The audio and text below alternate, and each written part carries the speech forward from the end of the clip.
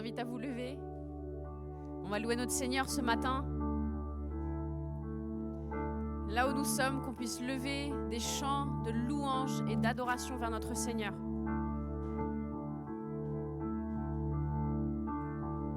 Et que nos chants soient comme un signe, nos louanges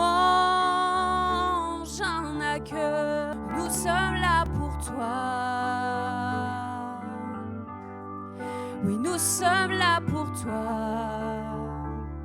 Que ton souffle et que ton souffle vienne des cieux, nous remplir de ta vie. Nous sommes là pour toi. Oui, nous sommes là pour toi. Et nos cœurs sont ouverts au tien. Nous ne te cachons rien. Nous avons soif de toi. Car tu es le Dieu saint et toi seul est digne, ô Dieu, que ton feu descend. Oh,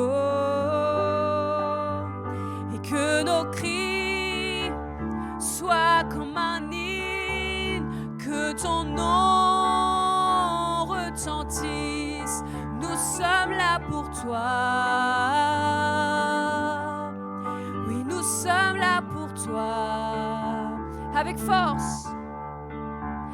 Et avec force, dis un seul mot, et les morts revivront, car nous sommes là pour toi. Nous sommes là pour toi. Et nos cœurs sont ouverts au tien. Nous ne te cachons rien. Nous avons soif de toi. Car tu es le Dieu saint et toi seul est digne, ô Dieu, que ton feu descend. Nos cœurs sont ouverts au tien. Nous ne te cachons rien. Nous avons soif de toi. Car tu es le Dieu saint et toi seul est digne, ô Dieu, que ton feu descend. Oh, oh, oh. Seigneur, nous t'accueillons. Seigneur, nous t'accueillons. Ô puissant Dieu d'amour, bienvenue en ce lieu. Seigneur, nous t'accueillons. Seigneur, nous t'accueillons. Ô puissant Dieu d'amour, bienvenue en ce lieu. Que les cœurs se prosternent et les âmes se réveillent. Ô puissant Dieu d'amour, bienvenue en ce lieu. Que les cœurs se prosternent et les âmes se réveillent. Ô puissant Dieu d'amour, bienvenue en ce lieu. Bienvenue en ce lieu. Bienvenue en ce lieu. Bienvenue en ce lieu. Nos cœurs sont ouverts au tien. Nous ne te cachons rien. Nous avons soif de toi. Nous avons soif de toi. Car tu es le Dieu saint et toi seul est digne. Ô Dieu, que ton feu descend. Nos cœurs sont ouverts au tien. Nous ne te cachons rien. Nous avons soif de toi, Jésus. Car tu es le Dieu saint et toi seul est digne, ô Dieu, que ton feu descend. Que ton feu descend, Jésus.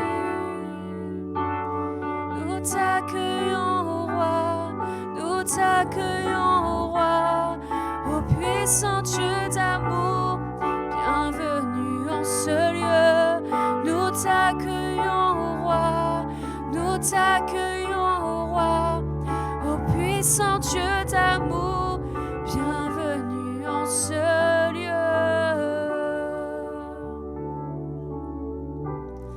Bienvenue en ce lieu.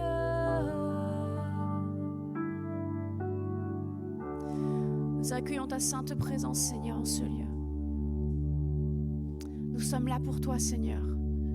Aujourd'hui, nous prenons ce temps, Seigneur, pour te dire, nous sommes là pour toi. Remplis ce lieu de ta présence, Seigneur.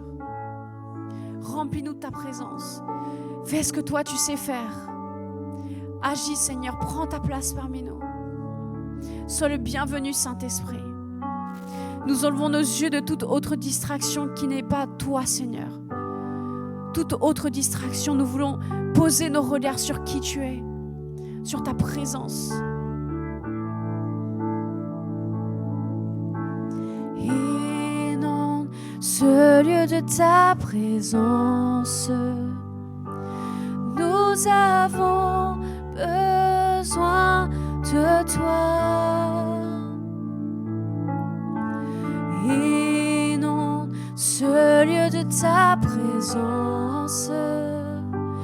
Nous avons besoin de toi. Inonde ce lieu de ta présence.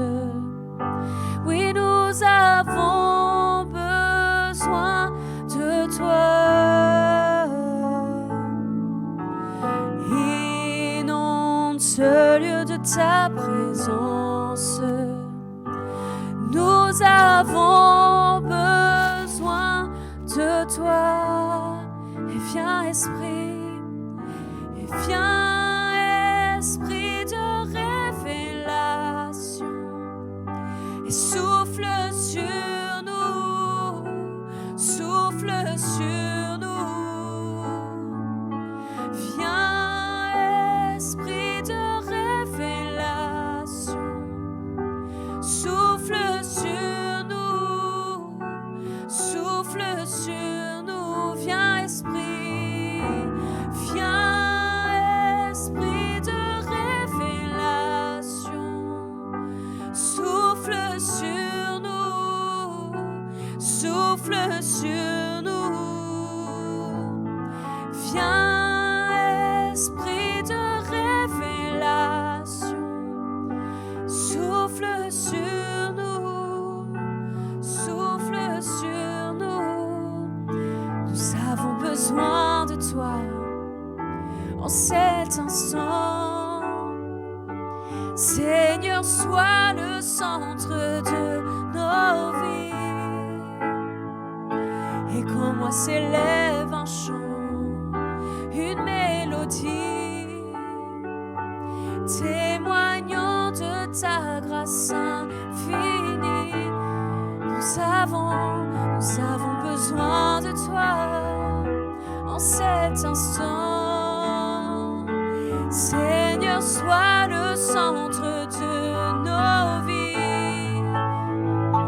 Et qu'en moi s'élève un chant, mélodie, témoignant de ta grâce infinie.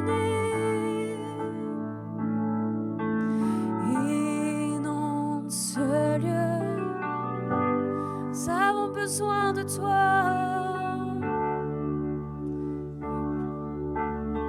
Inonde ce lieu, inonde ce lieu de ta présence. Oui, nous avons besoin de toi. Viens, Esprit, et viens, Esprit de révélation, et souffle sur nous, souffle sur nous. Et viens, Esprit de révélation, souffle sur nous, souffle sur nous. Nous avons besoin de toi en cet instant. Seigneur, sois le centre de nos vies. qu'en moi s'élève un chant, une mélodie, témoignant de ta grâce infinie. Oh, nous avons besoin de toi en cet instant. Seigneur, sois le centre de nos vies. Et qu'en moi s'élève un chant, une mélodie, témoignant de ta grâce infinie. Nous avons besoin de toi en cet instant. Seigneur, sois le centre de nos vies. Et qu'en moi s'élève un chant, une mélodie, et témoignant de ta grâce infinie. Inonde ce lieu de ta présence. Nous avons besoin de toi, Jésus. Inonde ce lieu de ta présence. Oui, nous avons besoin de toi. Inonde ce lieu de ta présence. Nous avons besoin de toi. Inonde ce lieu de ta présence. Nous avons besoin de toi. Viens, Esprit. Oh, viens, Esprit de révélation, et souffle sur nous, souffle sur nous. Et viens, Esprit de révélation, et souffle sur nous, souffle sur nous. Oh. Viens souffler sur nous, Seigneur, ton esprit. Inonde ce lieu, Jésus. Nous avons soif de toi, Seigneur. Nous voulons plus de toi.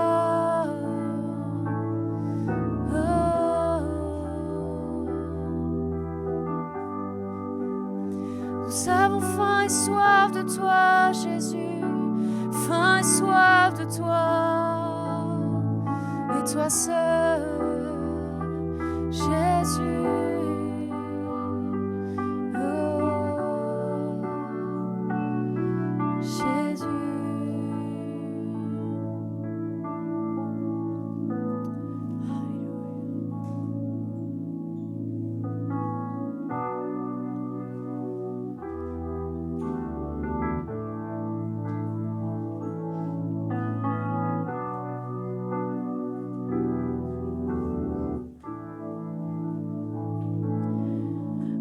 Le monde se prosternera devant toi.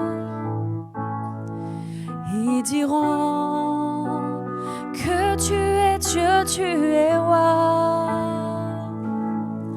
Oui, le monde se prosternera devant toi. Ils diront que tu es Dieu, tu es roi. Commençons maintenant. Pourquoi attendre? Venons l'adorer. Victorieux, commençons maintenant. Pourquoi attendre? Venons l'adorer. Victorieux, roi de gloire, remplis ce lieu. Je veux être près de toi. oui, être près de toi. Et roi de gloire, remplis ce lieu. Je veux être près de toi, oui, être près de toi.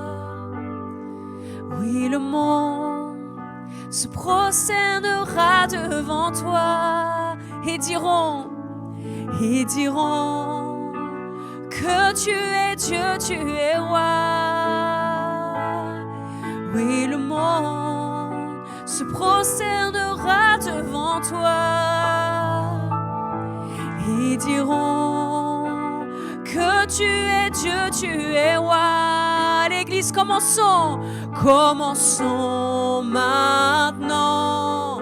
Pourquoi attendre? Venons l'adorer, victorieux. Commençons maintenant. Pourquoi attendre? Venons l'adorer, victorieux. Roi de gloire, remplis ce lieu. Je veux être près de toi, oui, être près de toi. Et roi de gloire, remplis ce lieu.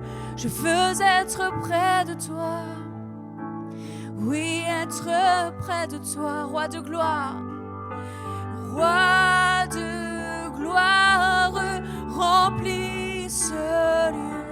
Je veux être près de toi, oui, être près de toi. Et roi de gloire, remplis ce lieu. Je veux être près de toi, oui, être près de toi, oui, être près de toi. Je veux être près de toi, oui, être près de toi. Remplis ce lieu, Seigneur. Remplis ce lieu, Seigneur. Je veux être près de toi, oui, être près de toi. Remplis ce lieu, Seigneur. Remplis ma vie, Seigneur. Je veux être près de toi, oui, être près de toi.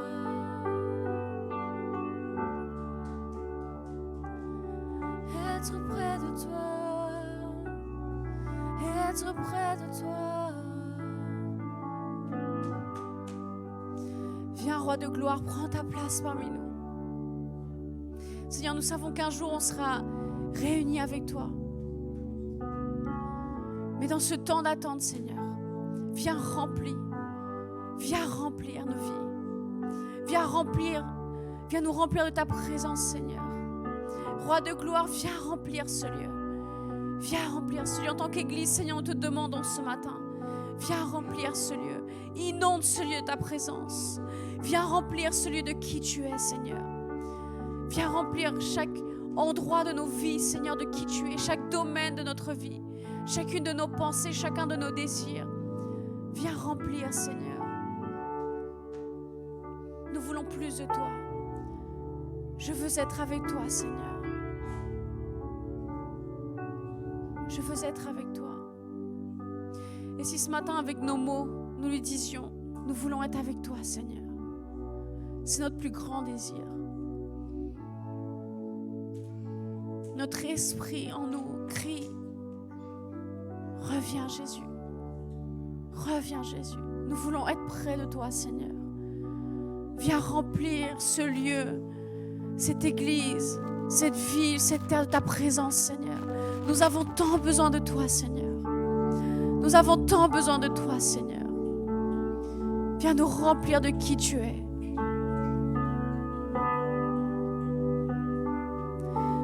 Roi de gloire, remplis ce lieu. Je veux être près de toi.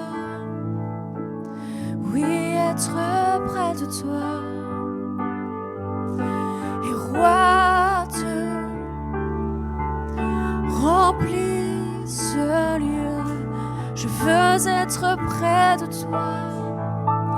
Oui, être près de toi, roi de gloire. Oh, roi de gloire, remplis ce lieu. Je veux être près de toi. Oui, être près de toi, Jésus. Oh, roi de gloire, remplis ce lieu. Je veux être près de toi. Oui, être près de toi. Oui, être près de toi.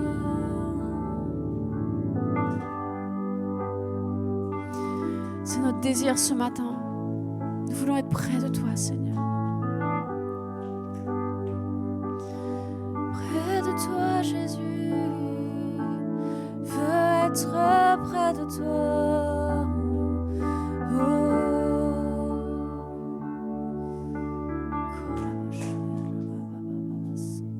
Remplis ce lieu. Remplis ce lieu. Remplis ce lieu. Remplis ce lieu. Remplis-nous notre désir de toi, Seigneur. Éveille-nous, Seigneur. Éveille-nous. Remplis-nous notre désir pour ta présence, Seigneur. Que ton Église, des quatre coins du monde ce matin, puisse être remplie d'un désir de toi, Seigneur. D'un désir de te voir face à face. D'un désir que ta présence et ta gloire remplissent la terre, Seigneur. Remplis-nous, éveille-nous, Seigneur, à ce désir de vouloir plus de toi, plus de toi, plus de toi, Seigneur Jésus.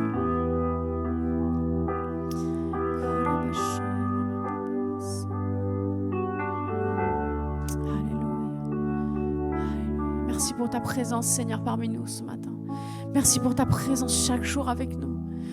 Merci parce que tu as promis que tu ne nous laisserais pas seuls et que tu accomplis ta promesse chaque jour, Seigneur, dans nos vies. Chaque jour, tu es là. Nous honorons cette présence. Nous voulons laisser plus de place à ta présence, Seigneur. Remplis-nous, restaure-nous, Seigneur. Restaure-nous afin que nous puissions te voir et voir plus de qui tu es, Seigneur. Viens faire ton œuvre parmi nous. Viens faire ton œuvre dans notre Église, Seigneur. Que nous puissions être des hommes et des femmes qui avons faim et soif de toi. Alléluia. Amen. Amen.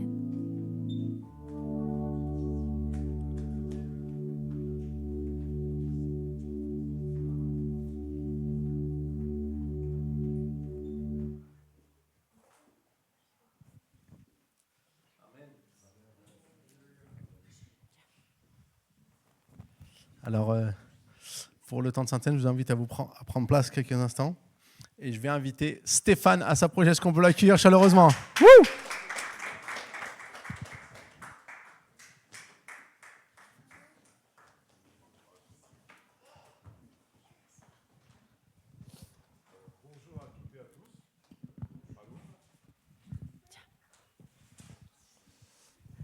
Bonjour à toutes et à tous.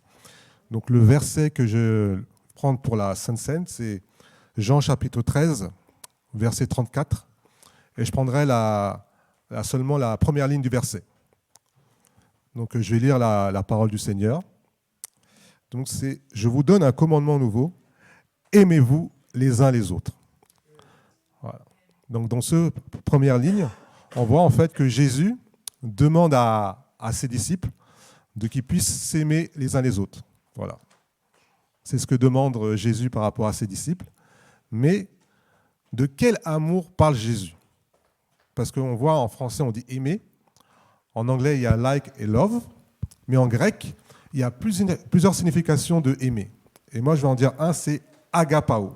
Ça veut dire accueillir, recevoir, aimer chèrement, aimer de manière inconditionnelle. Voilà. C'est-à-dire aimer les autres avec ses faiblesses, avec ses luttes, aimer pour ce qu'il est. Donc Jésus demande à ses disciples d'avoir cet amour agapao, c'est-à-dire aimer de manière inconditionnelle. Mais comment est-ce possible d'aimer de manière inconditionnelle? C'est difficile. C'est vrai que quand on voit aujourd'hui, quand il y a quelqu'un qui passe, quand il ne répond pas bien, est-ce qu'on a tendance à le juger ou on va se poser la question de dire peut-être qu'il passe par des moments difficiles. Si on voit une personne arriver dans l'église avec des tatouages et des piercings partout, est-ce qu'on va le laisser accueillir à côté de nous ou on va le juger? Donc c'est pas facile, hein, parce que Jésus nous demande cet amour. C'est vrai qu'il demandait à ses disciples à cette époque-là, mais aujourd'hui, nous sommes tous les disciples de Jésus si on a accepté Jésus-Christ comme Seigneur et Sauveur. Donc il y a deux exemples qui montrent cet amour agapao, déjà de la part de Dieu, Dieu notre Père qui est le Dieu d'amour. Comment? Parce qu'il a donné son Fils unique à la croix. Voilà, il a donné son Fils unique, et c'est quelque chose d'incompréhensible humainement, parce que humainement en général, ce n'est pas le Père qui sacrifie son Fils, mais c'est le contraire. En général, c'est le Père qui se sacrifie pour son Fils. Et lui, Dieu, le Dieu agapao, parce qu'il incarne l'amour, il a donné son Fils unique pour que nous puissions être là, réunis ce matin. Un deuxième exemple, c'est Jésus.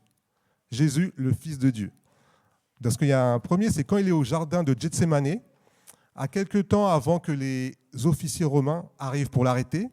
Il est là, il a les blessures en grumeaux de sang, il dit « Non pas ma volonté, mais ta volonté ». Mais avant qu'il dise ça, il aurait pu, je pense, partir en courant comme Flash ou Speedy Gonzales. Et pourtant, il est resté là, il a dit « Seigneur, non pas ma volonté, mais ta volonté ». Donc, il avait déjà l'amour agapao envers Dieu. Et un autre exemple de cet amour, c'est à la croix. Là où il a été insulté, on a craché sur lui, on l'a humilié. À la croix, il a dit « Père, pardonne-leur parce qu'ils ne savent pas ce qu'ils font ». Donc là, on a deux exemples de cet amour agapao par Dieu qui a donné son Fils unique, par Jésus qui a accepté de mourir à la croix, mais qui l'a demandé afin que nous soyons tous pardonnés par nos fautes pour que nous puissions avoir la vie éternelle. Et aujourd'hui, nous avons cette grâce d'avoir cet amour dans le cœur qui a été déversé par le Saint-Esprit, qu'on a accepté Jésus-Christ comme Seigneur et Sauveur. Et c'est ça qui est beau aujourd'hui. C'est vrai que de voir cet amour, et c'est vrai qu'hier, j'ai été donc à un mariage de Clément et Christelle, et on a vu aussi les témoignages, que ce soit des collègues, que ce soit de la famille, que ce soit de Clément et Christelle, de l'amour que Clément avait pour les autres. Et c'est ça, en fait, qu'on manifeste chaque jour, qu'on doit manifester. Donc c'est vrai que ce n'est pas facile. C'est sûr qu'on a l'amour de Dieu, il faut l'exercer par la méditation, par la prière, mais naturellement, nous avons cet amour qu'on a accepté Jésus-Christ comme Seigneur et Sauveur. Et c'était ça, voilà, que je voulais laisser, que quand on prend cette communion, que nous puissions vraiment prendre ce saint repas, vraiment ce repas d'amour de ce que Jésus a fait pour nous à la croix. Donc, est-ce qu'on peut servir pour la Sainte Seine? Amen.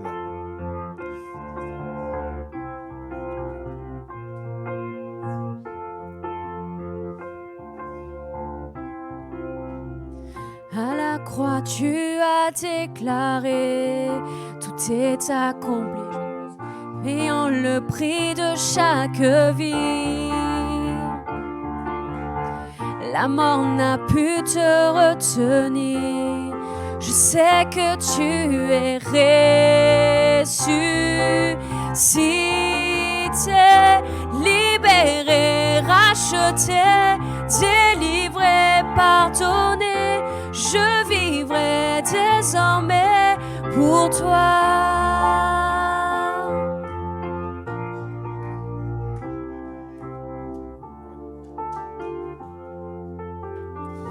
Je vais prier pour les éléments pour que nous puissions communier ensemble comme une vraie famille que nous sommes, avec ce lien d'amour de aimer les uns les autres. Seigneur, je te dis encore merci, Seigneur, pour ce repas, Seigneur, pour ce pain qui représente ton corps. Merci pour ta vie, Seigneur, pour ton sacrifice. C'est vrai, merci pour cet amour que tu as pour nous. Merci pour ce pain, ce qui représente ta vie.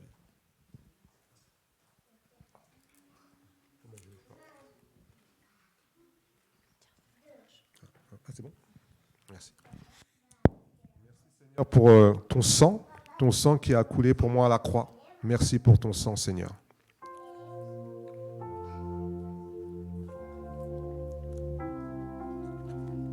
Dans nos cœurs, tu fais résonner le son de ta voix afin de diriger mes pas. Tu es le rocher de ma foi, Dieu d'éternité, je te suivrai, libéré, racheté, délivré, pardonné, je vivrai désormais pour toi. Libéré, racheté, délivré, pardonné, je vivrai désormais pour toi. Et oh,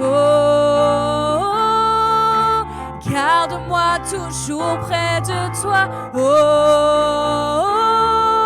oui, tu es mon secours et ma joie. Oh, garde-moi toujours près de toi. Oh, ensemble l'église.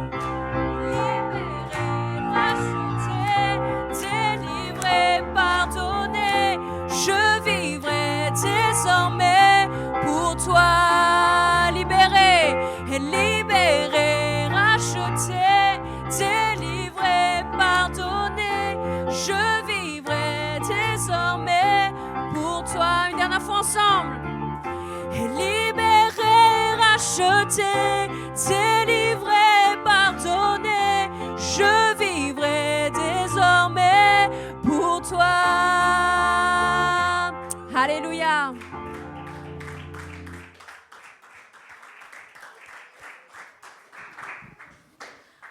Amen. Est-ce que vous allez bien? Alors, j'espère que vous êtes en forme. Il y en a qui sont un peu plus en forme, d'autres un peu moins en forme. En fonction de l'heure où on s'est couché cette nuit, oui, c'était le mariage de Clément et Christelle, donc il était une bonne partie d'église à être là-bas. On en a oublié quelques-uns en cours de route, mais on est là pour le Seigneur. Amen.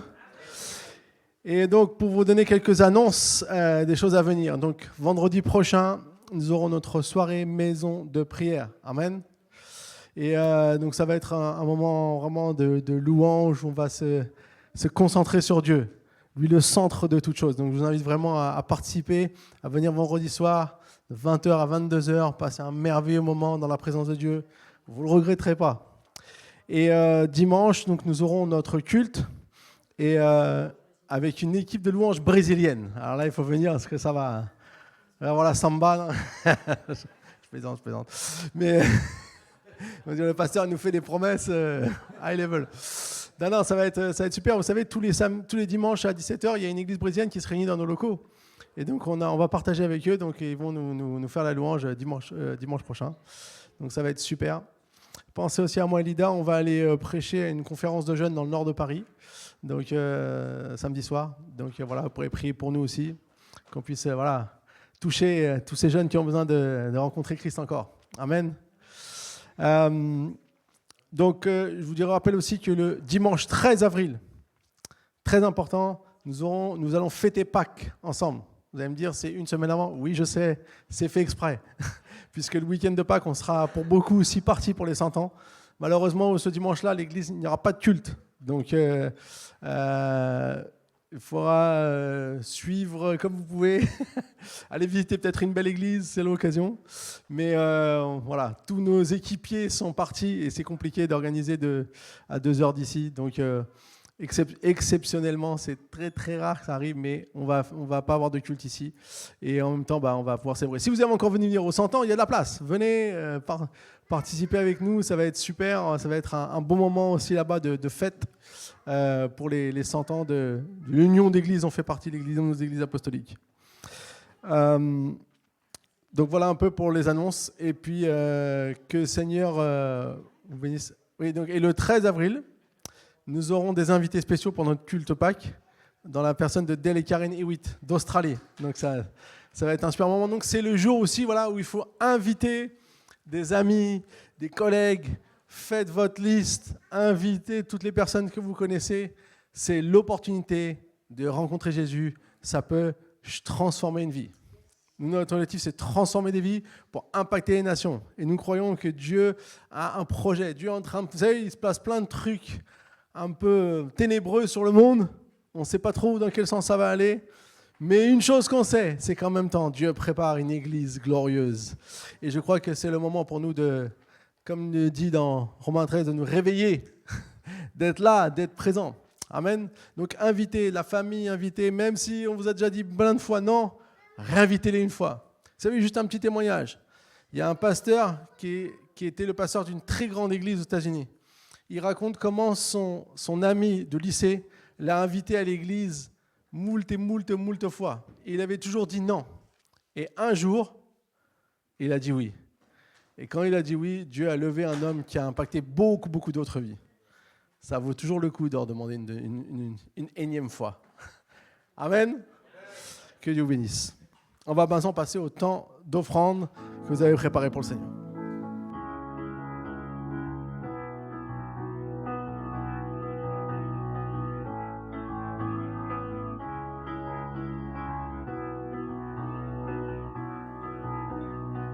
Et Dieu, tu es ma force et mon chant. Chaque jour, je me confie en toi. Tout-puissant, mon sauveur règne aux cieux. Et Dieu, tu es ma force, mon appui, ma forteresse où je me réfugie. Le rocher qui protège ma vie. Malgré les dangers qui m'entourent, je lève les yeux pour accueillir ton secours. Je ne craindrai pas si tu veilles sur moi. Je vous invite à vous lever avec moi. Et je suis venu pour te rencontrer, pour proclamer que tu es fort et puissant. Nul ne peut te résister. Sois glorifié. Dieu, tu es fort et puissant et rien n'est impossible à toi, ô roi des rois. Dieu, tu es fort et puissant, au-dessus de tous les noms, nous déclarons. Dieu, tu es fort et puissant, et oh, oh, oh, oh. Dieu, tu es fort et puissant, oh, oh. Tu es ma force. Et Dieu, tu es ma force et mon chant, mon bouclier et mon libérateur. Souverain, mon sauveur règne aux cieux. Et Dieu, tu es ma force, mon appui, mon réconfort et mon plus tendre ami. Et un rempart devant mes ennemis. Malgré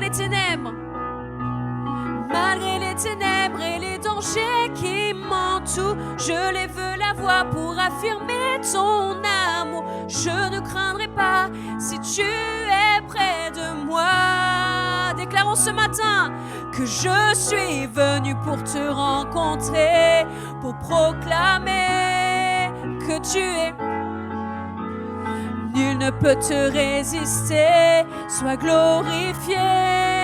Dieu, tu es, et rien n'est impossible à toi, ô roi des rois. Dieu, tu es fort et puissant, au-dessus de tous les noms, nous déclarons. Dieu, tu es fort et puissant, oh, oh, oh, oh. Tu es fort et puissant, oh, oh, oh, oh. Et rien ne peut me séparer de ton amour manifesté en Jésus-Christ. Mon sauveur règne aux cieux, oh. Et rien ne peut me séparer de ton amour manifesté en Jésus-Christ. Mon sauveur règne aux cieux. Non, rien et rien ne peut me séparer de ton amour manifesté en Jésus-Christ. Mon sauveur règne aux cieux. Et je suis venu pour te rencontrer, pour proclamer que tu es fort et puissant et nul ne peut te résister. Sois glorifié, Dieu, tu es.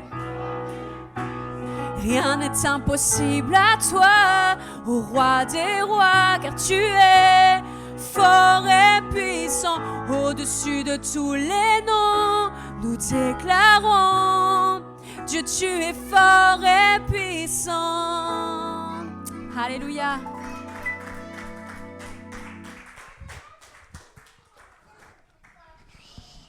Amen. Est-ce qu'on peut remercier notre équipe de louanges?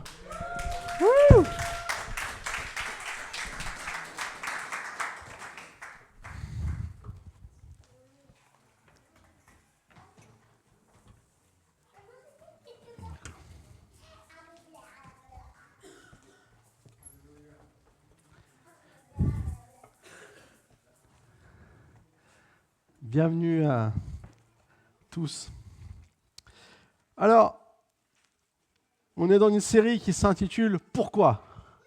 Est-ce que ça va jusqu'à présent, les questions, ça va? Vous êtes posé des questions à la maison? Il y a toujours des pourquoi qui nous amènent à réfléchir sur le sens des choses que nous faisons. Ça ne remet pas en cause, ça ne remet pas tout en cause, mais ça nous permet de pouvoir voir où nous avons besoin de redonner du sens. Je ne sais pas, peut-être des fois on fait des trucs machinalement et en fait on a perdu le sens de pourquoi on fait ces choses. Et d'ailleurs c'est souvent comme ça que des traditions vont persister, où parfois on fait des choses sans vraiment en connaître le sens, mais on a toujours fait comme ça, on fera toujours comme ça. Et du coup le fait de se poser la question pourquoi, l'objectif c'est pas de renverser la table, mais c'est de se dire mais pourquoi on fait ces choses? Pourquoi je vais faire telle ou telle chose par habitude? Alors, aujourd'hui, j'aimerais nous poser une question, c'est pourquoi vais-je à l'église? Pourquoi on est venu ce matin? Peut-être qu'il y en a, ils ne se posent plus la question. La voiture, elle part tout seule, elle connaît la route, on sait qu'on a notre bus à telle heure, tac, on est réglé, on est réglé. Mais en fait, pourquoi on vient à l'église? Alors, je te propose quelque chose ce matin. Je vais vous faire travailler un petit peu, vous êtes d'accord? Tu poses à ton voisin la question, pourquoi tu es venu ce matin? Allez, vous avez 2 minutes.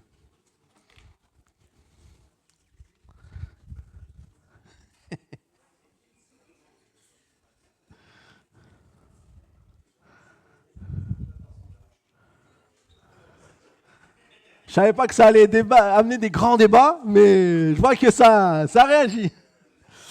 Alors maintenant, est-ce qu'il y a des courageux qui veulent donner la réponse du voisin? Allez, vous avez le droit de parler, allez-y, c'est votre moment là, allez-y. Voilà. Bravo Dieu pour la parole de Dieu. Bravo. Magnifique. Il y en a qui aiment Jésus. Communion fraternelle, génial. Excellent. Mais au risque de casser l'ambiance, si je vous disais qu'on ne va pas à l'église, mais on est à l'église. Alors vous avez raison, tout ce que vous avez dit. Mais parfois, vous voyez, on se pose des questions, et en se posant des questions, peut-être on change de perspective.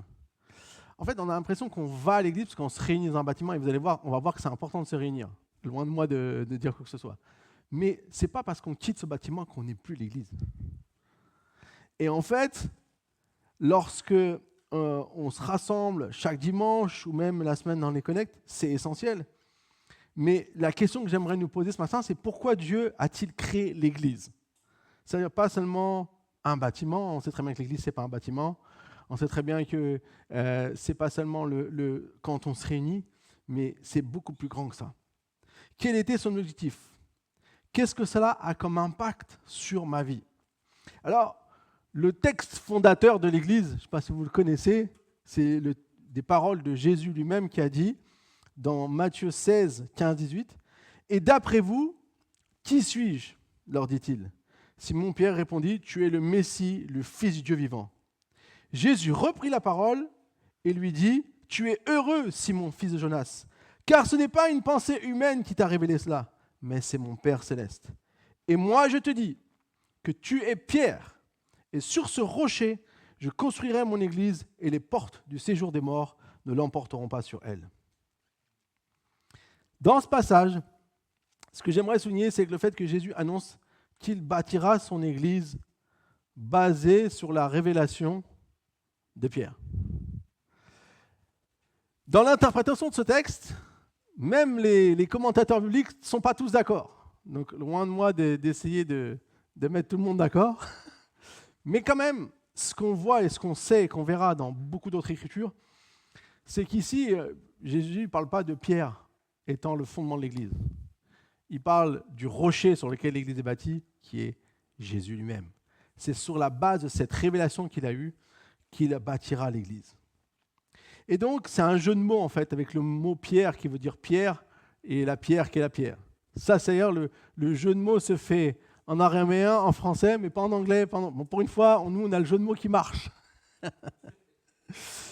Mais la conséquence de ce que Jésus dit ici, et qui est très importante, c'est qu'il dit « Je bâtirai mon Église, et les portes du séjour de mort ne l'emporteront pas sur elle. » En fait, il est en train d'expliquer que la conséquence du fait que l'Église est bâtie sur Jésus, c'est que les portes du séjour de mort n'emporteront, c'est-à-dire qu'elle ne connaîtra pas la mort.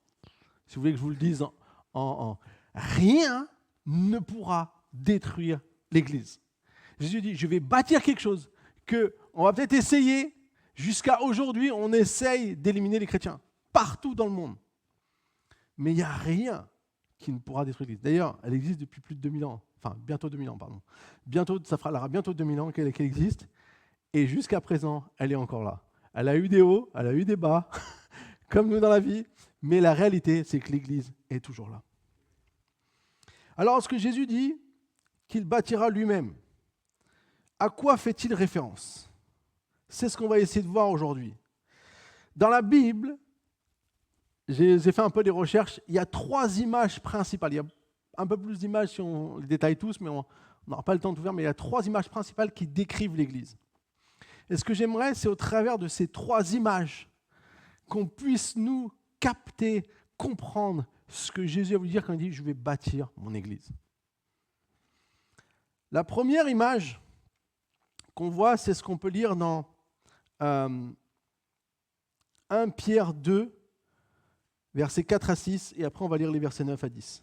« Approchez-vous de Christ, la pierre vivante, rejetée par les hommes, mais choisie et précieuse devant Dieu. Et vous-même, en tant que pierre vivante, laissez-vous édifier pour former une maison spirituelle, un groupe de prêtres saints, afin d'offrir des sacrifices spirituels que Dieu peut accepter par Jésus-Christ. En effet, il est dit dans l'Écriture, « Je mets dans Sion une pierre angulaire, choisie, précieuse. Celui qui croit en elle n'aura jamais honte. » Vous, au contraire, verset 9, « Vous êtes un peuple choisi, des prêtres royaux, une nation sainte, un peuple racheté, afin de proclamer les louanges de celui qui vous a appelé des ténèbres à sa merveilleuse lumière. Vous qui autrefois n'étiez pas un peuple, vous êtes maintenant le peuple de Dieu. Vous qui n'aviez pas obtenu compassion, vous avez maintenant obtenu compassion. » En fait, ici, dans ce texte et dans d'autres textes, si on nous parle qu'on est appelé à être une maison spirituelle, un temple. La première image, c'est l'image du temple. Et en fait, ici, Pierre utilise la métaphore de pierre vivante pour décrire des hommes, des femmes qui forment un temple en esprit. On est d'accord que ce n'est pas une magnifique créature architecturale de l'homme, mais que c'est un temple vivant. C'est pour ça que quand on quitte ce lieu, on fait toujours partie de l'Église. On est toujours ces pierres vivantes qui forment un tout partout dans le monde. Et ce n'est pas forcément lié à la situation géographique, mais c'est lié à notre appartenance à Jésus-Christ. Et en fait, ce qu'on voit ici, et ce qui est très important, c'est qu'il dira, vous êtes des prêtres saints. Alors on est des pierres vivantes et en même temps on est des prêtres saints. Alors là, il faut comprendre ce que Jésus veut dire. Enfin, ce que Dieu dit au travers de Pierre, plutôt. En fait, des prêtres saints, pour bien comprendre, il faut comprendre quel était le rôle des prêtres à l'époque. Ici, clairement, Pierre parle à des Juifs, donc il prend l'exemple du temple. Et les prêtres étaient ceux qui, entre guillemets, servaient dans le temple pour être les intermédiaires entre le peuple et Dieu. Et il y avait même un grand prêtre qui, une fois par an, entrait dans le lieu très saint où on disait que là était la présence de Dieu. Il y avait l'arche de l'Alliance. Et une fois par an, il entrait, après s'être lavé, purifié, tout ce qu'on veut, enfin, pour être jugé digne d'entrer. Et il prenait le sang de l'agneau qui avait été immolé, qui fait déjà référence au sacrifice de Jésus, et il aspergeait cette arche de l'Alliance, et il sortait. Et c'est là qu'on prenait de ce sang, donc on en mettait sur un bouc, et qu'on l'envoyait, et c'est pour ça qu'on appelle ça le bouc émissaire. Parce qu'il a dit, ça y est, le peuple a été, les péchés ont été pardonnés. Donc tout le monde savait qu'en voyant le bouc rempli de taches de sang, que ça y est, il est entré le grand prêtre, et il a fait, c'était la chaîne d'infos de l'époque. Comme ça qu'on transmettait les news. C'est pour ça qu'on appelle ça le bouc émissaire. Et du coup, ce qu'on voit ici, c'est que il y avait la présence de Dieu où personne ne pouvait aller. Elle était cachée, elle était dans le Saint des Saints. Et ce grand prêtre pouvait aller une fois juste pour qu'il y ait couvrir les péchés. C'est même pas encore le pardon total, c'est couvrir les péchés du peuple. Mais lorsque Jésus est mort, ce voile qui protégeait cet endroit très saint où il y avait la présence de Dieu s'est déchiré en deux. Et du coup, maintenant, cette présence que personne ne pouvait avoir accès, ou une seule personne après être purifiée, est maintenant devenue accessible à tous au travers de ce que Jésus a fait. Donc en étant le temple, la mission qu'on a, c'est de manifester la présence de Dieu au monde. En toi, tu portes la présence de Dieu. La Bible dit que ton corps est le temple du Saint-Esprit. Le Saint-Esprit, c'est la présence manifeste de Dieu dans ta vie. C'est ce qui fait que quand tu as des combats, des batailles internes, tu peux avoir la victoire. Tu n'es pas obligé d'être forcément vaincu. Parce que le Saint-Esprit en toi, qui est plus fort que le mal qui est en toi, peut prendre la victoire. À nous de lui laisser la place, à nous de le laisser agir en nous. Mais on a cette présence de Dieu. Quand tu vas au travail et que tes collègues voient qu'il y a quelque chose de différent sur toi, eh bien, là, c'est parce que tu as le Saint-Esprit en toi. Tu apportes la présence de Dieu. Quand on se rassemble, parce que c'est important quand même de se rassembler, eh bien, on manifeste la présence de Dieu. Qu'est-ce qui se passe? Quand la présence de Dieu est là, les démons sont chassés, les malades sont guéris, les choses se passent. Il y a une puissance pour activer ces choses. Et nous, en tant qu'Église, on doit comprendre pourquoi, le sens des choses. On doit comprendre que quand en étant l'Église, je ne suis pas seulement partie d'un groupe qui croit à quelque chose. Je porte la présence de Dieu. Je suis le prêtre du Dieu très haut. Dis à ton voisin, tu ne savais pas aujourd'hui, mais tu es prêtre.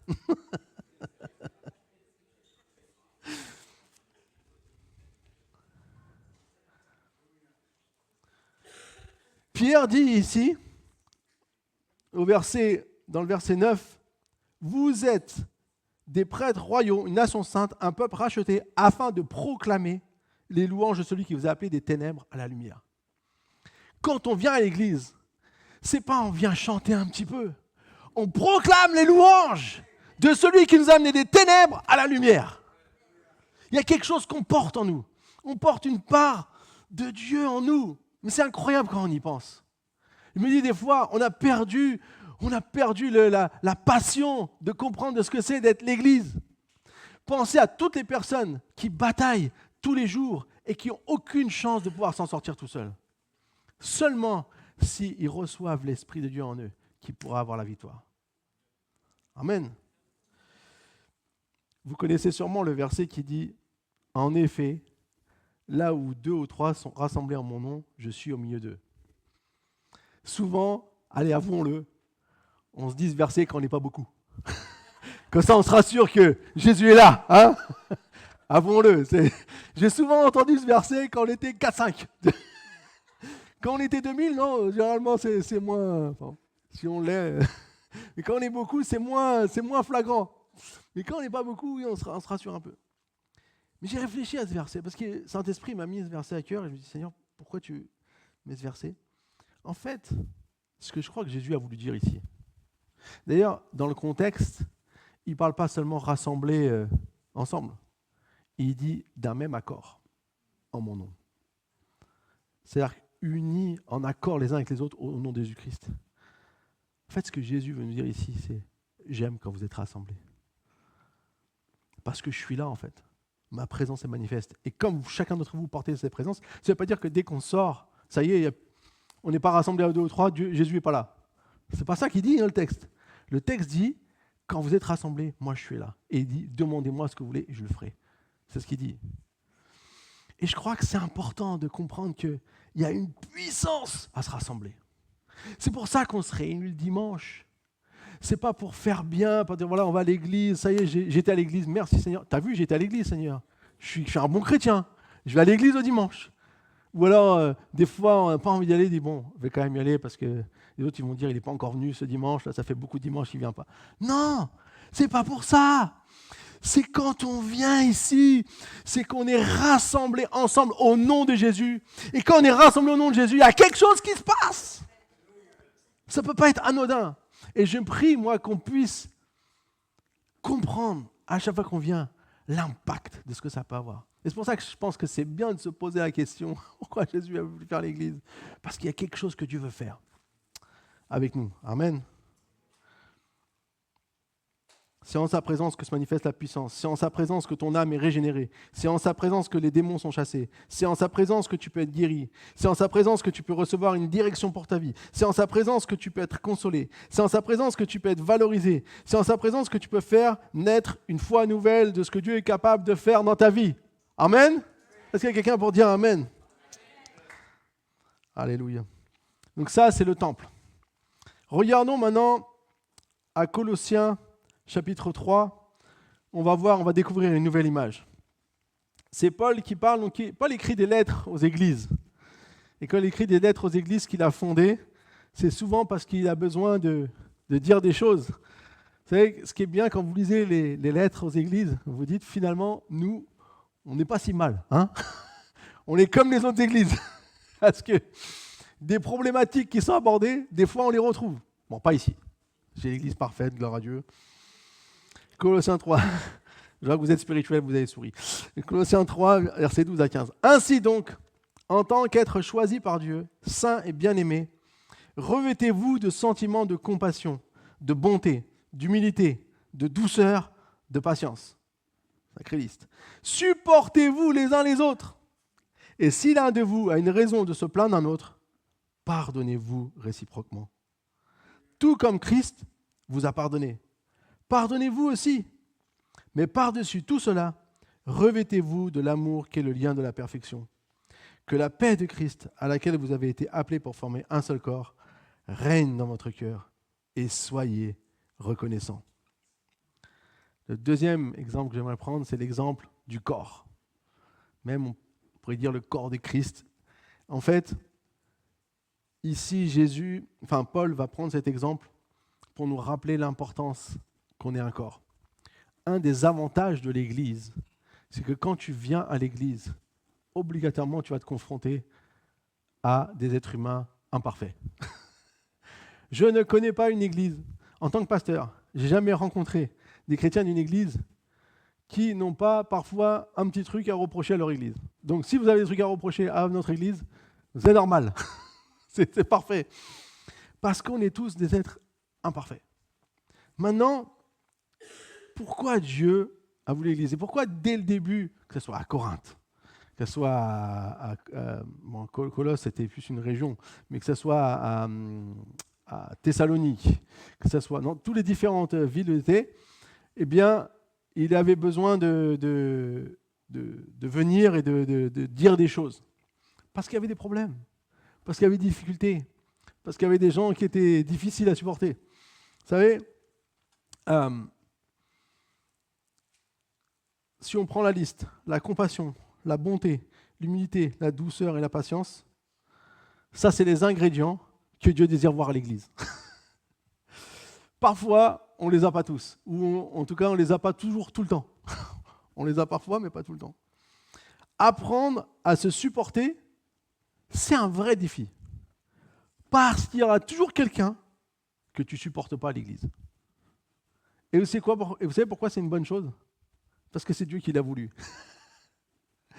Parce qu'en fait, quand tu fais face à ces personnes, tu vas devoir développer quelque chose qui n'est pas naturel, mais qui est à pouvoir manifester de bonnes relations, développer des relations qui sont saines. Comment ? Par le fait qu'on peut se pardonner. Tu vas pouvoir être offensé à l'église. Et peut-être que là, tu l'as déjà été. Merci, pasteur, mais ce n'est pas aujourd'hui qu'on a appris ça. Mais la bonne nouvelle, c'est que, en principe, il y a un truc à l'église que tu n'auras dans aucune autre organisation humaine du monde. C'est le fait de vraiment pouvoir pardonner. Parce que c'est à ça qu'on doit s'entraîner, les amis. L'église, c'est un peu le laboratoire pour tes relations. Si parfois on a des problèmes dans nos relations, plusieurs personnes, parfois il faut se poser la question, est-ce que j'ai besoin moi aussi de pardonner ? Parce que souvent, en fait, quand on a des problèmes, c'est qu'on garde des choses et ça nous fait mal. Et c'est toujours des choses légitimes. À chaque fois que quelqu'un est venu me voir pour se plaindre de quelqu'un, 90%, à moins que ce soit vraiment des gros menteurs, mais normalement c'est légitime, parce qu'on est souffert, et c'est légitime de souffrir. Mais ce que Jésus veut nous dire, et ce que Jésus a voulu en créant le corps, il a voulu amener une dimension où on peut se pardonner pour que ces choses-là ne nous divisent pas, mais que nous restions un. Je vais prendre un exemple. Imagine un instant que ta main ne veut plus toucher ton nez. Pourquoi ? Parce que l'autre jour, il a éternué et il a envoyé des choses sales et il a sali la main. Et ta main n'est pas contente. Donc maintenant, si le nez coule, la main dit « je ne toucherai plus ce nez ». Vous rigolez, mais non, sérieux, c'est comme ça que ça se passe des fois. On oublie qu'il faut pardonner, parce que le nez, il a besoin de la main. Et que même si parfois il a éternué et qu'il a sali la main, peut-être que ce n'était pas volontaire, peut-être que c'était juste un accident. Et qu'au travers de ça, on va apprendre à dire « Ok, je sais. Je te pardonne. Je te pardonne. Je serai là pour toi. » En fait, les relations qu'on peut développer à l'église, c'est les relations qui vont normalement nous permettre de pouvoir en développer aussi d'autres vers l'extérieur. Parce que Dieu a créé quelque chose à l'église. C'est pour ça que Jésus, il est clair. Le pardon, moi, je vous l'ai montré, je vous l'ai donné. C'est la recette qui marche. À chaque fois que tu ne veux pas pardonner, tu vas t'amener dans des situations difficiles. Premièrement dans ton cœur, mais aussi après avec les autres. C'est ce qui est terrible, c'est que parfois, j'étais un jour dans un mariage, et le pasteur vient me voir et me dit « Écoutez, est-ce que vous avez ramené des pasteurs avec vous ?» Non. Il dit « Parce que, vous savez, des fois, il y a des chrétiens, ils ne veulent pas que ce pasteur ou ce pasteur prie pour eux. » C'est incroyable. On est obligé maintenant de checker si on est OK, il faut que tu pries parce que, avec tout ce qui s'est passé. Et je me suis dit, mais Seigneur Jésus, et comment on en arrive là ? Comment on en arrive à des situations où on doit faire attention parce que lui, celui-là, on ne veut pas. Alors, je comprends que tout le monde ne fait pas toujours des choses très bien. Mais dans notre cœur, on doit pardonner. Les amis, l'Église, elle est là pour développer des relations saines. Si vous comprenez le trésor qu'est de pouvoir développer ces relations saines dans l'Église, ça va transformer votre vie à l'extérieur. Est-ce que tu peux réussir à ne plus vivre avec les offenses des autres qui te font mal à toi en permanence ? Et même si elles sont légitimes. Et j'ai envie de dire, surtout si elles sont légitimes. Parce que quand elles sont légitimes, on a toutes les raisons de se dire « Eh mais non, je ne pardonnerai pas, c'est pas ma faute ». Bon, dans les relations, généralement, c'est jamais 100% zéro. On peut toujours trouver un petit tort quand même. Mais la réalité, c'est que Dieu veut qu'on puisse pardonner. On est un corps, on a besoin les uns des autres. Et apprendre à fonctionner les uns avec les autres, c'est apprendre à pouvoir vraiment développer des relations saines. Apprendre à gérer des relations compliquées. Quand vous êtes au travail et que vous avez quelqu'un qui n'est pas rempli de l'Esprit de Dieu, clairement pas, et qui a un seul objectif, vous mettre des bâtons dans les roues, vous faire la misère, là c'est difficile. Mais si dans l'Église, vous avez appris à développer la relation saine, vous allez pouvoir gérer ça beaucoup mieux. C'est pour ça que l'Église, c'est un privilège. On a un corps. On ne devrait jamais être divisé, séparé, avoir de la haine envers les uns avec les autres. Ça, c'est que là pour détruire. Et Satan, il fait ça très très bien. Diviser, ça, il sait tellement bien faire. Mais Jésus veut qu'on soit unis, qu'on soit un corps. Écoutez ce verset.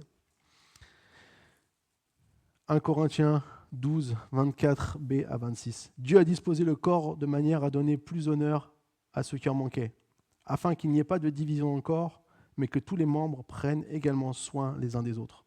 Si un membre souffre, tous les membres souffrent avec lui. Et si un membre est honoré, tous les membres se réjouissent avec lui. Ça, c'est la vision de Dieu pour l'Église.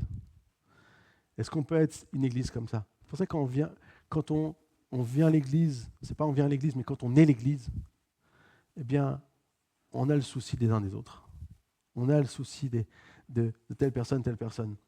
Et c'est ça qui nous amène à pouvoir grandir ensemble. Dans la notion du corps, nous voyons de quelle manière l'Église nous amène aussi à apprendre à nous aimer les uns les autres et développer des relations saines. Mais il y a une autre dimension dans l'image du corps que j'aimerais vous amener ce matin. Et on va prendre un autre texte dans Éphésiens 4, versets 11 à 16. C'est lui qui a donné les uns comme apôtres, les autres comme prophètes, les autres comme évangélistes, les autres comme bergers et enseignants.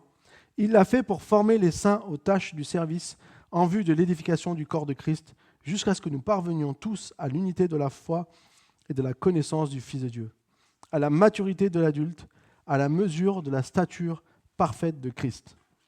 Ainsi, nous ne serons plus de petits enfants ballottés, emportés par tout vent de doctrine, par la ruse des hommes et leur habileté dans les manœuvres d'égarement, mais en disant la vérité dans l'amour,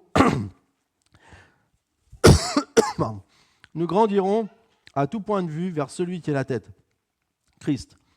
C'est de lui que le corps tout entier, bien coordonné et solidement uni, grâce aux articulations dont il est muni, tire sa croissance en fonction de l'activité qui convient à chacune de ses parties et s'édifie lui-même dans l'amour. Un beau texte de Paul, un texte qui est très très riche et qu'on pourrait passer beaucoup de temps, mais je vais juste me focaliser sur une chose importante. Il donne la liste des différents dons de Christ. Au début, vous les connaissez sûrement, apôtres, prophètes, évangélistes, pasteurs et enseignants. Donc ce sont cinq caractéristiques, 5 dimensions de Christ. Mais quel est leur objectif? L'objectif premier est d'être formé pour servir les autres.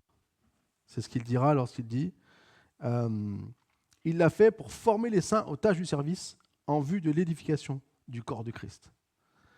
Le corps, Dieu donne des dons, donc des personnes aussi qui manifestent peut-être un don un peu plus en avant, mais l'objectif, c'est que nous puissions être formés pour servir les autres. L'Église, c'est l'organisation qui existe, premièrement, non pas pour ses membres, mais pour ceux qui ne sont pas encore membres.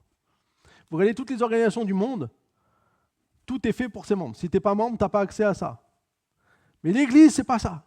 L'Église, nous, on est une organisation qui existe, et donc on est formé pour servir les autres.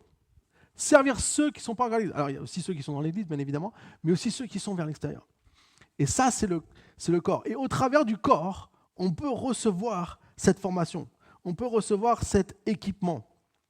On peut recevoir ces choses. L'Église nous apportera beaucoup de choses dans notre vie, mais la meilleure manière de la voir est comment l'Église nous forme pour servir les autres. Une vie réussie n'est pas une vie où on est secouru en permanence. C'est-à-dire, quand vous venez à l'Église, vous recevez beaucoup d'amour, vous êtes entouré, ça devrait être comme ça, et on vous apprend, vous découvrez Jésus. Mais une fois que vous avez découvert Jésus, vous n'êtes pas là seulement pour, je vais prendre un terme jeune, kiffer. On n'est pas simplement là pour être là, super, je suis sauvé, alléluia. Ça, c'est la première étape. Mais la deuxième étape, c'est être formé pour que tu prennes ta part dans le plan de Dieu global pour l'humanité. Et à l'église, c'est là que tu vas être formé, au travers du corps, au travers des différentes choses qu'on va pouvoir t'apporter dans ta vie, ou que le Seigneur va agir dans ta vie, que le Seigneur va faire avec toi. Et vous savez, parfois on se dit, mais qu'est-ce que moi je peux faire ? Moi je vous dis toujours, alors moi j'ai 2 trucs. Soit vous venez voir le pasteur, vous posez qu'est-ce que je peux faire ? On peut toujours vous trouver quelque chose, il n'y a pas de problème. Et deuxièmement, demandez à Dieu. Seigneur, c'est quoi que tu m'as appelé à faire ? Si vous faites les courts étapes, vous allez voir que l'étape 3, elle est dédiée à essayer de comprendre qu'est-ce que Dieu a pour moi ? Quelle est ma forme ? Et le mot forme, en fait, c'est un acronyme des différentes choses que Dieu a pour nous pour qu'on puisse le servir. Parce que l'objectif, c'est de le servir. Jésus a dit, je ne suis pas venu pour être servi, mais je suis venu pour servir les autres. En tant qu'Église, nous existons pas pour nous. Et je crois que ça, c'est un concept qu'aujourd'hui, on souffre dans beaucoup d'églises. C'est que les gens viennent pour recevoir, alors qu'on est appelé à venir pour donner. Avec Jésus, il a tout donné pour toi. Donc, il est l'exemple parfait. Mais si on veut reproduire cet exemple, on donne. Alors bien sûr que quand tu donnes, bien sûr que tu vas recevoir. Jésus t'a tout donné. Il n'y a pas quelque chose de plus. Quand tu as compris que tu étais en Christ, en fait, tu as à donner. Après, si tu gardes ton réservoir rempli, si tu es toujours dans la présence de Dieu, si tu es rempli du Saint-Esprit, tu vas avoir beaucoup de choses à donner. Tu vas avoir envie de faire des choses. Tu as envie de te mettre en action. Ça peut être des trucs très simples. Ça peut être dire, ok, moi j'ai à cœur d'aller visiter les gens dans les hôpitaux. Je peux vous garantir, j'ai connu des gens qui ont fait ça, c'est un mystère incroyable. Et peut-être vous allez trouver plein de gens sur votre chemin. Peut-être certains vont dire, bah, moi, ce que j'ai à cœur de faire, c'est d'aller aider des personnes qui ne peuvent pas s'en sortir tout seuls à faire leurs courses. Voilà. Ça peut être toutes sortes de choses. Parfois des choses très simples. Mais si on s'investit, parfois ça peut être même de faire partie d'une association, pas forcément chrétienne, mais on le fait dans le but de servir les autres. Ça peut être de venir à l'église, de servir à l'église, de dire voilà, je vais donner mon temps pour répéter. Vous savez, quand on chante et tout ça, là, c'est de la préparation. Et ça, on le fait pour Dieu. On le fait parce qu'on a envie de prendre notre place dans le plan global de Dieu. Et les amis, je crois vraiment qu'il y a quelque chose d'important que Dieu veut faire avec nous. Alors, j'aimerais juste vous montrer les 5 domaines qu'on a vus là, les 5 choses qui sont des choses qui vont nous aider à devenir matures. Vous savez, le mot, il nous parle de la maturité de l'adulte, à la stature parfaite de Christ. Parfait, le mot parfait, souvent dans la Bible, veut dire mature, adulte, veut dire quelque chose qui est accompli. Et du coup, pour grandir dans notre maturité et pour développer vraiment cette compréhension de ce que Dieu veut, de ne pas être pris après par toutes sortes de choses qui veulent nous dévier de ce que Jésus a prévu. Vous savez, aujourd'hui, on entend parfois beaucoup de choses, même dans le milieu chrétien. Tout n'est pas toujours... si vous mettez YouTube, vous n'êtes pas garanti que tout est bon. Je suis désolé de vous le dire, des fois, des gens, ils croient que parce que quelqu'un dit Jésus, ça y est, c'est ça, malheureusement. Ça devrait, je suis d'accord que ça devrait. Et malheureusement, la Bible dit qu'il y a toujours des loups qui sont déguisés en agneaux. Mais la bonne nouvelle, c'est que quand toi, tu connais les choses, tu sais discerner ce qui n'est pas bon de ce qui est bon. Et si tu as un doute, on a toujours des personnes pour venir t'accompagner dans ce sens-là. Mais donc ici, les 5 dons de Christ sont qu'en fait 5 parties de qui est Christ et qui peuvent nous aider à grandir. Je vais juste vous les citer parce que ça serait trop long de tous les développer. Mais on a l'apôtre. L'apôtre, c'est avoir la maturité pour faire les choses que Dieu nous appelle à faire. C'est la maturité de Christ. Donc c'est ce qui va nous aider à grandir et qui va nous aider à voir, à approcher de ce que Dieu veut faire, là où Dieu veut nous envoyer. Le mot apôtre veut dire envoyer. Le prophète, c'est la sensibilité de Christ. Développer une écoute et une sensibilité à ce que Dieu désire nous révéler. Peut-être certains vous dites, mais moi, je ne sais pas quand Dieu me parle. C'est le moment de commencer. Et je vais vous dire, en vérité, c'est très simple. Donne du temps à Dieu et il va te parler. Lis ta Bible, il va te parler. Et plus que tu crois. Et nous, on peut t'accompagner, nous, on peut t'aider. C'est des gens qui ont soif de plus comprendre leur Bible. Venez nous voir, on prend rendez-vous, on passe un temps avec vous, on vous enseigne aussi des choses qui vont vous aider à comprendre mieux la Bible. L'évangéliste, la compassion de Christ. Manifester aux autres la compassion que Jésus avait lorsqu'il était sur la terre.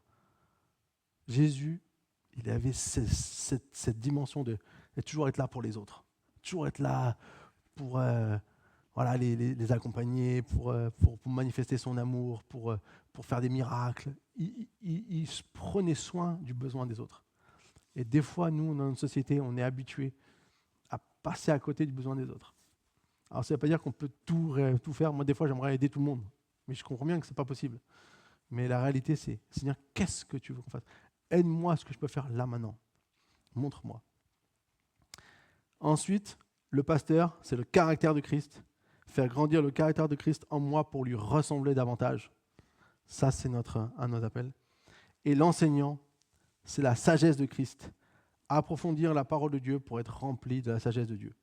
Plus tu vas lire ta Bible, plus tu vas avoir une capacité à analyser les choses, à comprendre les choses de la manière, de la perspective divine. Et c'est pour ça que c'est important. Tous ces aspects n'ont qu'un seul objectif, me former afin de pouvoir imiter Jésus, qui est venu non pour être servi, mais pour servir les autres. Notre plus grand accomplissement dans notre vie n'est pas notre réussite personnelle. On passe tellement de temps à avoir une carrière professionnelle, à avoir des choses. Alors, je ne dis pas que c'est mal en soi, mais je vais vous garantir une chose, à la fin de votre vie, votre carrière, elle ne pèse pas grand-chose. Tes diplômes, j'ai jamais vu un enterrement, les gens qui disent « Ah, c'était un diplômé de telle université, telle université. » J'ai envie de dire, on va dire, c'était un papa qui aimait ses enfants. C'était quelqu'un qui était là pour les autres. C'était quelqu'un, ça c'est ce qu'on dit le jour ça qu'on révèle, c'est ça qui compte en fait à la fin de la vie. Et nous, on passe tellement de temps des fois à vouloir être promu, alors qu'on devrait être promu dans le royaume de Dieu. Et de grandir les sons du royaume de Dieu. Et des fois, des gens font des petites choses qui paraissent insignifiantes, mais qui auront une grande récompense dans le royaume de Dieu. Amen. Donc maintenant, on va regarder la dernière image, troisième image et mon dernier point, qui nous parle donc de ce qu'on lit dans Éphésiens 5, 25 à 27. C'est le texte qu'on lit souvent en mariage, d'ailleurs on l'a lu hier. Marie, aimez votre femme comme Christ a aimé l'Église. Il s'est donné lui-même pour elle, afin de la conduire à la sainteté, après l'avoir purifiée et lavée par l'eau de la parole, pour faire paraître devant lui cette Église glorieuse, sans tache ni ride, ni rien de semblable, mais sainte et irréprochable. En fait, la dernière image qu'on a de l'Église, c'est l'épouse de Christ. Et c'est une image très importante.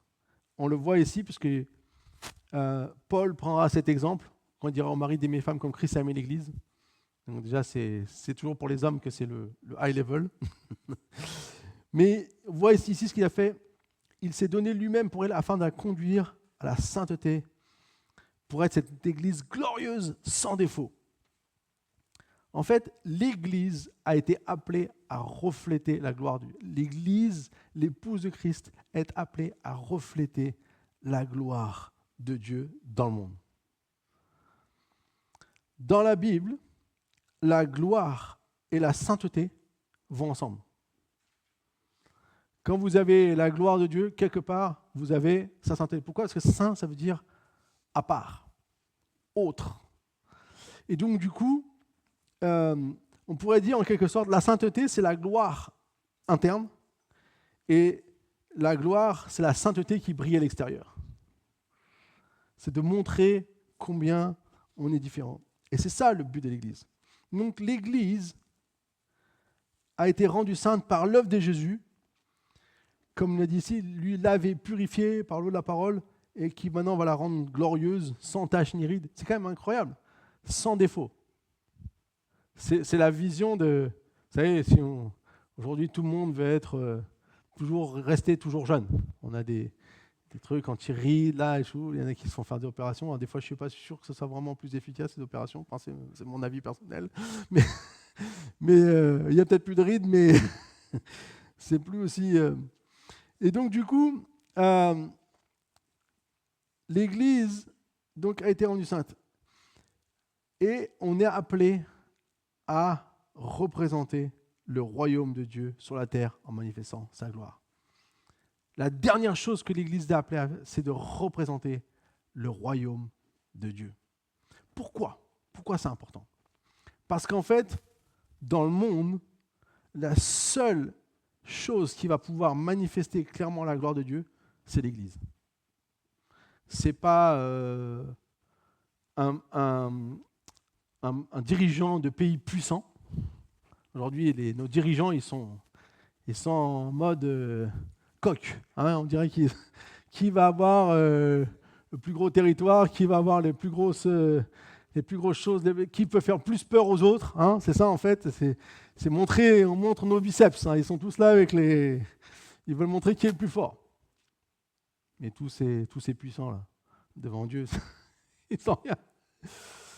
L'Église, par contre, elle est dotée d'une puissance. Pourquoi ? Parce qu'elle représente le royaume de Dieu sur la terre. Elle ne représente pas simplement un groupe de personnes. Elle représente le royaume de Dieu sur la terre. Donc, si Dieu a créé l'Église, c'est parce qu'il voulait manifester sa gloire. La manière dont il va manifester sa gloire, c'est au travers de l'Église. Cette Église glorieuse, sans tache ni ride. Et même si on dit, oh là là, Jésus, là, tu as encore du boulot. Parce que quand je regarde aujourd'hui l'Église, je vois encore quelques petites rides et quelques petits défauts. Et en fait, bien sûr que ce sera sa vision finale. Mais Christ est cette force en nous qui régénère à chaque fois ce qui peut manifester cette gloire. Et il y a deux choses. Premièrement, la puissance. Rien de plus puissant que l'Église. D'ailleurs, il dit, les portes de l'enfer ne prévaudront pas contre elle. Elle est indestructible. Trouvez-moi quelque chose qui est indestructible dans ce monde. Non. Vous pouvez avoir une super grosse société, elle va peut-être faire 100, 150 ans, 200 ans. Là, il y a des sociétés qui sont très, très, très vieilles, voilà. Mais du jour au lendemain, tout peut s'écrouler. Du jour au lendemain, tout peut s'écrouler. Il y a des pays, il y en a qui se croient super costauds, super forts, mais il peut se passer quelque chose de terrible, et puis du jour au lendemain, on perd sa force. Aujourd'hui, on a vu, le système économique est tellement touchy. Est-ce que c'est ceux qui sont les plus riches qui vont rester les plus riches ? On ne sait pas encore. Donc, il y a toujours cette dimension. Donc, on voit ici, l'important, c'est que la puissance, elle est au Jésus. Pourquoi ? Parce que c'est l'Esprit de Dieu, c'est le même Esprit qui a resté Jésus-Christ d'entre les morts qui habite en nous et qui nous donne la vie, qui amène la vie en nous. Et la deuxième chose, et je vais finir avec ça, c'est l'espérance. Vous savez, il n'y a rien de plus puissant, il n'y a rien de plus glorieux que d'avoir une espérance. Tous ceux qui vivent pour aujourd'hui, un jour meurent. Et tout ce qu'ils ont gagné dans leur vie reste. Ou finit par même être, comme dit la Bible, finit par rouiller. Il faut avoir la plus belle voiture du monde, qui vaut je ne sais combien de milliers d'euros. Mais si vous la laissez dans un garage, elle va finir par rouiller. Dans 50 ans, dans 100 ans, elle aura peut-être de la valeur parce que ça sera un vieux modèle qui n'existe plus. Mais sinon, elle va pas. C'est pas quelque chose qui peut rester. On peut avoir la plus belle maison, mais un jour, voilà, ce sera plus comme avant. Ce qui est important, c'est notre espérance. Et en tant que chrétien, et ça, je le dis parce que je sens que c'est ce que Dieu veut nous réveiller. En tant que chrétien, nous devons vivre pas avec aujourd'hui, en pensant à demain. Bien sûr qu'on vit aujourd'hui, bien sûr qu'on est dans la réalité d'aujourd'hui. Loin de moi de vivre seulement dans le... On n'est pas une secte où on s'imagine qu'il y a des choses. On est bien ancré dans le réel, mais on vit avec l'espérance. Vivre avec l'espérance va nous aider à ne pas seulement faire des choses pour aujourd'hui, mais à s'attendre à ce que Dieu va faire demain. À nous préparer pour demain. Le meilleur moment, les amis, c'est quand Jésus va revenir. Ce n'est pas aujourd'hui. Aujourd'hui, on a commencé notre vie éternelle. C'est déjà incroyable. Si tu es en Christ, Tu peux dire à ton voisin, t'es parti pour jamais mourir. Hein? C'est quand même beau. Même si on va quitter cette terre, on continuera à vivre. C'est la promesse de Jésus. C'est la promesse de Dieu. C'est l'Église. C'est la différence avec tout ce qui est à l'extérieur de l'Église. Même quand il y a les moments difficiles, on a une espérance. Même quand des fois on a l'impression que le monde ne va pas du tout dans le bon sens, il y a l'espérance. Même quand parfois c'est très compliqué pour moi parce que tout ce que je subis, tout ce que je vis, cette pression qui est sur moi, il y a l'espérance. Vous savez, même Jésus, qui a expérimenté la douleur la plus difficile, vous savez, quand il a dit « non pas ma volonté, mais la tienne », en fait, il s'est remis à l'espérance de son Père. Parce que Jésus savait que le but, c'était de mourir et ressusciter. Il savait très bien qu'en mourant, ça ne va pas être la fin. Il n'a pas été surpris quand il est ressuscité. Il le savait. Et donc, il a choisi de, même si c'était difficile, il a choisi de se confier dans l'espérance de son Père. Aujourd'hui, toi-même, quand c'est difficile, est-ce que tu es prêt à te confier dans l'espérance de Dieu? D'être cette église un jour qui va rencontrer Jésus. Cette épouse qui va rencontrer Jésus. Alors la question, pourquoi vais-je à l'église? Si on reprend notre question du début, vous avez bien compris que ce n'est pas ça l'important. Ce n'est pas ce que je vais à l'église. C'est important de se réunir, bien évidemment. Mais c'est quelle église je visionne. Qu'est-ce que je visionne quand je dis Dieu a créé l'église? Est-ce que c'est simplement un petit groupe où je vais le dimanche? Ou c'est tout ce qu'on a vu aujourd'hui? Ou c'est de voir qu'on est ceux qui sont les médiateurs de la présence de Dieu? C'est pour ça que, les amis, quand on fait les soirées maison de prière, c'est pour ça qu'on l'a appelé maison de prière, avant ça s'appelait louange et prière, mais on l'a appelé maison de prière. Pourquoi? Parce qu'on veut que ce lieu soit une maison où on peut venir et où on peut vraiment adorer Dieu. On peut manifester la présence de Dieu, expérimenter la présence de Dieu. Ce n'est pas juste un petit coup, une picouse d'un drogué. C'est de manifester, c'est d'être les médiateurs de la présence de Dieu.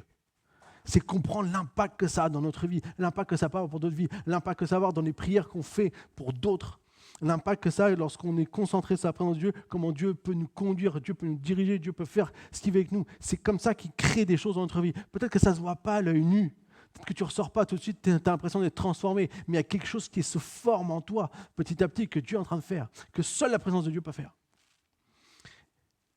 Et quand on expérimente ça, on comprend que l'Église, on est appelé à manifester des bonnes relations, des relations saines. C'est pour ça que Dieu a créé l'Église. Et ces relations saines, on est là pour nous former, pour aller vers les autres, pour gagner le terrain que Dieu nous a appelés à gagner. Je suis persuadé que Dieu a des grandes choses pour nous.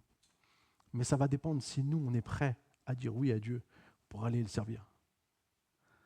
Et enfin, qu'on comprenne qu'on a une espérance qui dépasse ce monde. Qu'on est appelé à refléter la gloire de Dieu, la puissance de Dieu. En tant que représentant du royaume de Dieu sur la terre, on a une autorité qu'il n'existe nulle part autre. C'est ça, quand tu rencontres quelqu'un qui n'est pas bien, tu peux prier pour lui et tu peux te dire qu'au nom de Jésus, il peut être libéré. Ça peut se passer. Et ce n'est pas parce que c'est le pasteur qui a prié, c'est parce que tu crois en la puissance de Dieu. C'est tout. Parce que tu crois que tu es un représentant du royaume de Dieu sur la terre. Et en gardant cette espérance, les amis, on avance vers l'objectif que Dieu a pour nous, d'être un jour tous avec lui. Amen. Prions. Seigneur, merci parce que tu as créé l'Église. Seigneur, merci parce qu'on a besoin, Seigneur, de redécouvrir ce qu'est l'Église dans notre vie. Seigneur, je te prie que chacun d'entre nous, avec tout ce qu'on a entendu aujourd'hui, on se dise, oui, moi je veux faire partie de cette Église. Moi je suis cette Église. Parce que j'ai accepté Jésus, je fais partie maintenant de la famille de Dieu. Je suis membre des concitoyens et des saints. Et merci Seigneur parce que tu as un objectif pour nous. Merci Seigneur parce que nous, on veut porter ta présence en nous tous les jours. Merci parce qu'on veut, Seigneur, accomplir les choses que tu nous as appelées à accomplir. Merci parce qu'on veut avoir des relations qui sont saines. Merci parce que tu nous as appelés, Seigneur, à servir ce monde, à être là pour ce monde, à manifester une partie de qui tu es dans notre vie pour grandir, être formé, être mature dans ce que tu nous as appelés à faire. Et Seigneur, merci, Seigneur, parce que tu nous as appelés à refléter ta gloire. Nous sommes ton épouse. Seigneur, celle que tu vas venir, auquel tu vas t'unir un jour. Il y aura ces noces incroyables, Seigneur. Merci, Seigneur Jésus, parce qu'on veut se préparer pour ce jour. On ne veut pas être, Seigneur, ces hommes, ces femmes qui attendons cette espérance, Seigneur, en vain. Merci, Seigneur, parce que tu nous dis dans ta parole, Seigneur, que l'épouse s'est préparée. Et comme en voyant dans Apocalypse 19, elle dit, elle s'est préparée et il lui a été donné de s'habiller d'un fin lin éclatant pur, qui sont les œuvres justes des saints. Seigneur, nos œuvres ont une résonance dans l'éternité. Merci, Seigneur, pour tout ce qu'on peut faire pour toi. Seigneur, aide-nous à être une église, Seigneur, obéissante. Aide-nous à être une église qui regarde à toi. Aide-nous à être une église, Seigneur, qui se tourne vers toi. Seigneur, je prie pour chacun ici présent ce matin. Seigneur, que nous ne repartions pas de ce lieu, Seigneur, juste par habitude, mais que nous comprenions la mission que tu as pour nous, Seigneur, en tant qu'Église. Que chacun d'entre nous, on se positionne dans ce que tu veux faire avec nous.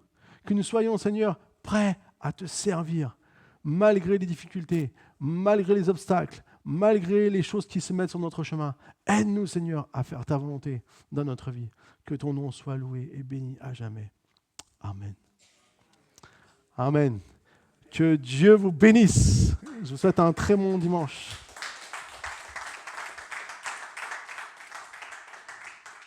On a rendez-vous donc vendredi soir à 20h.